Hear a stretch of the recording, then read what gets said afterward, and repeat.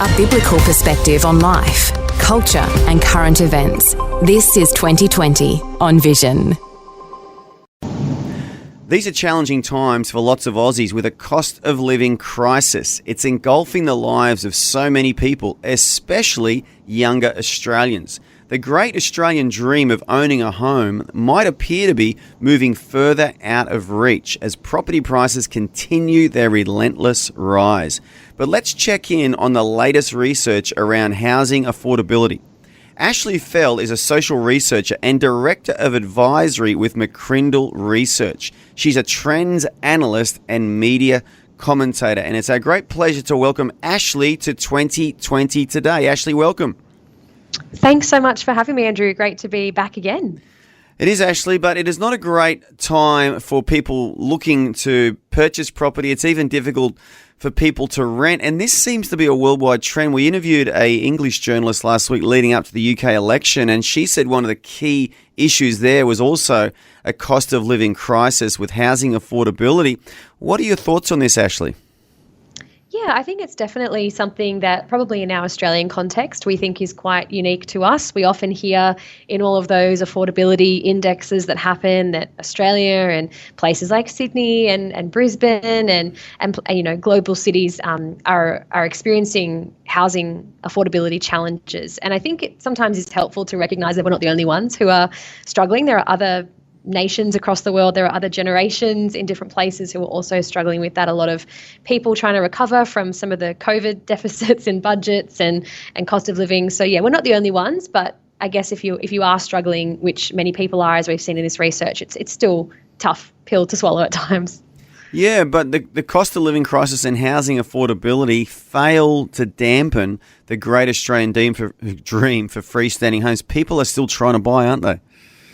That's right. And it's been really interesting. We've run a lot of studies over the years with the emerging generations. And even though we do see this incredible disparity between, I think what's at the heart of this, or one of the things that's at the heart of this, is the disparity between house prices growth and wages growth. So a few decades ago, previous generations would be able to pay off their home loan in a couple of years, whereas now we've got 30 plus years of debt to pay off these mortgages with increasing interest rates and all of that.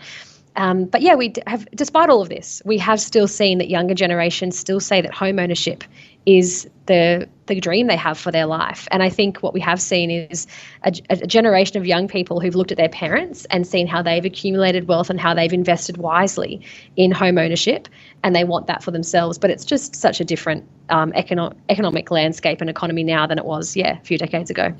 Absolutely. And 1 in 6 Australians, which is 17%, are currently in the market for their first property, and 20% aspire to own property in the future. So as you said, a lot of young people looking to enter the market.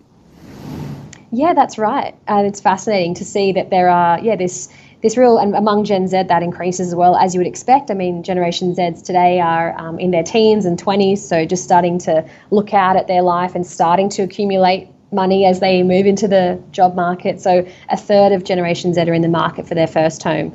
But interesting, across Australia, our research found that a third have also already achieved that goal of home ownership. And we've seen in other studies as well that there has had to have been some compromise there. And what we often say is sometimes younger generations want to start their earning years in the way that they've seen their parents finish theirs.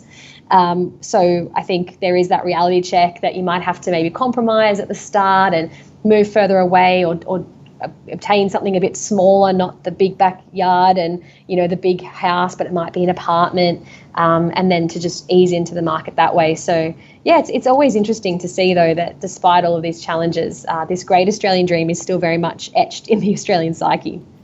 Yeah, it is. And as you said, I think it's just a no-brainer. I mean, one of the wealthiest people I know said to me the best way to accumulate wealth in Australia is to buy a nice home and watch it increase in value, because you don't yet, and we hope it stays this way, pay capital gains tax when your home goes up in value. And if you sell that when you're a bit older and downsize, you actually are left with a pretty healthy profit. So everyone can see that, can't they?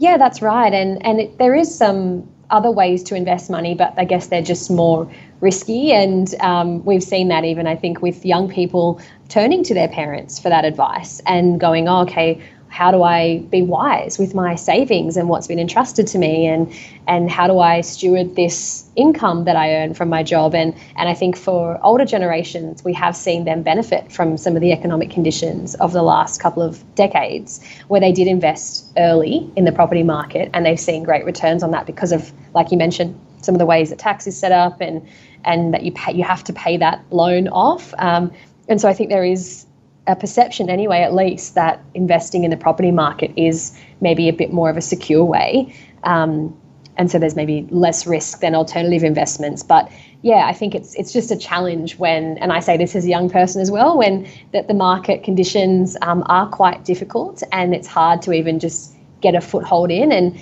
there was all those stereotypes, as we might all mention, about the smash davo comments and younger people just not prioritizing that wealth and that savings. But our research consistently shows that younger people are being diligent. And if anything, the Gen Zs probably have watched the millennials, who are my generation above them, be berated for that smash davo sort of stereotype. And now they're going, okay, we need to, work hard and be wise. And so I think we are seeing a generation who are pretty hungry, who are pretty driven, and who are trying to be strategic in a tough kind of economic climate.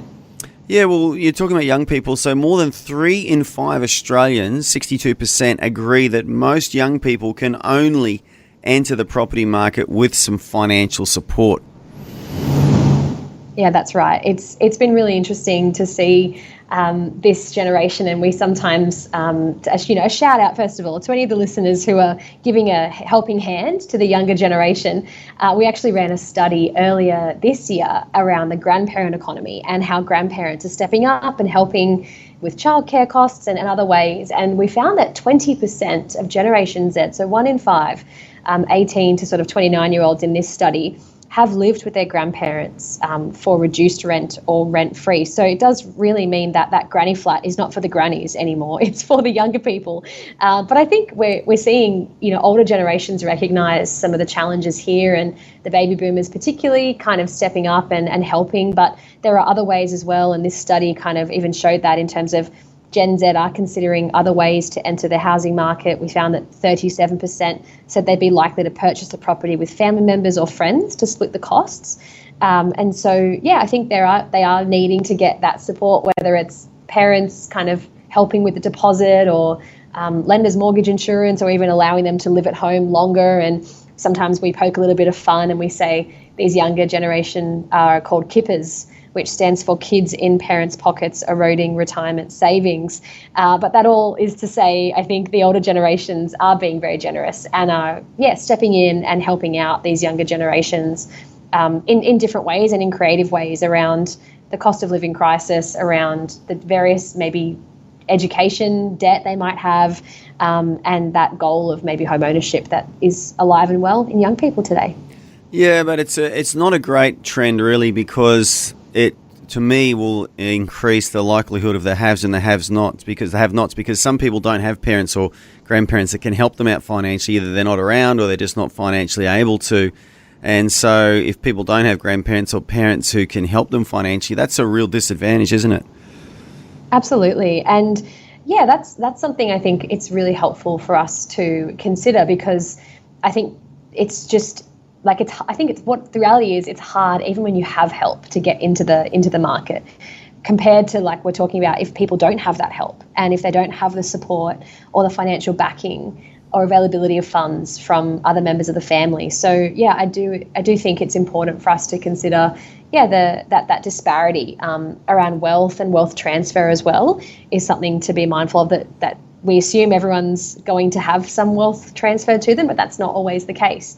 And so how do we support, those people as well with regards to building a financial base, and even around this whole conversation, it's easy to think about property and investment and home ownership, but it's also around having a safe place to live and a safe community, and how important homes are to us and to our health and our well-being. So even around the rental crisis and things like that, I think there's a lot that goes into this conversation from a wealth perspective, but also from a very basic human needs perspective, and protecting more vulnerable people in our communities as well.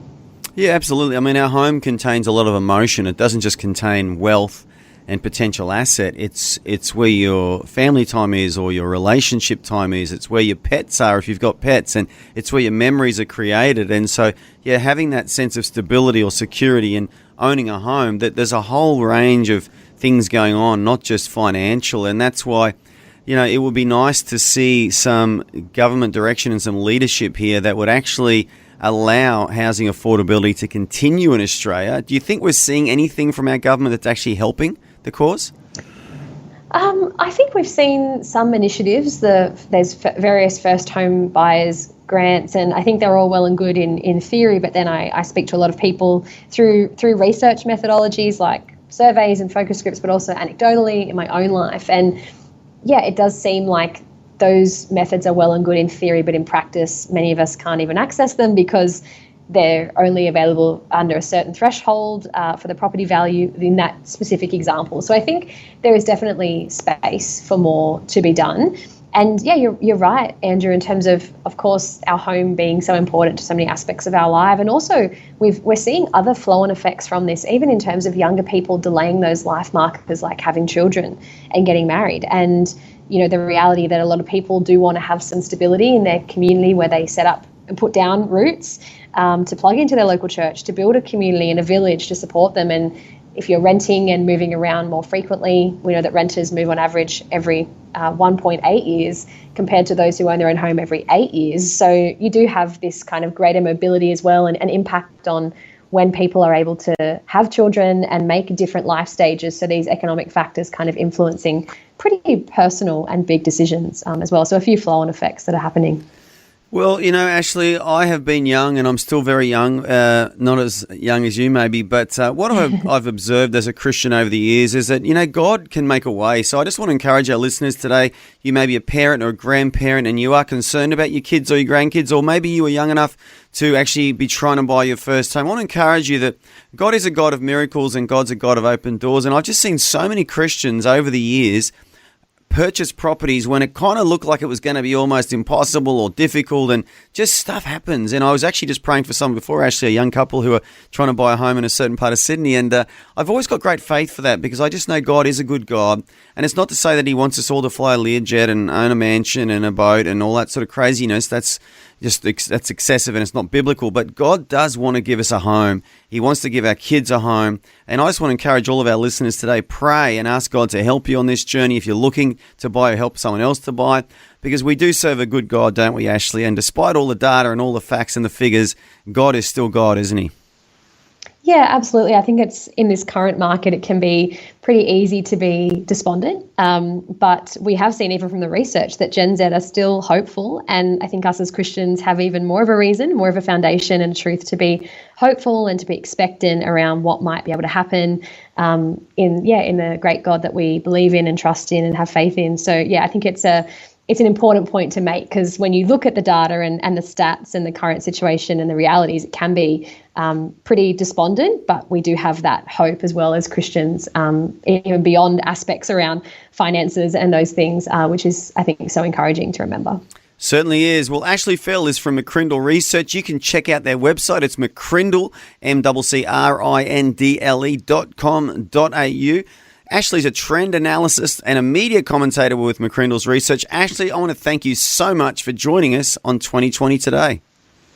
My pleasure. Thanks so much for having me, Andrew. Thanks for taking time to listen to this audio on demand from Vision Christian Media. To find out more about us, go to vision.org.au.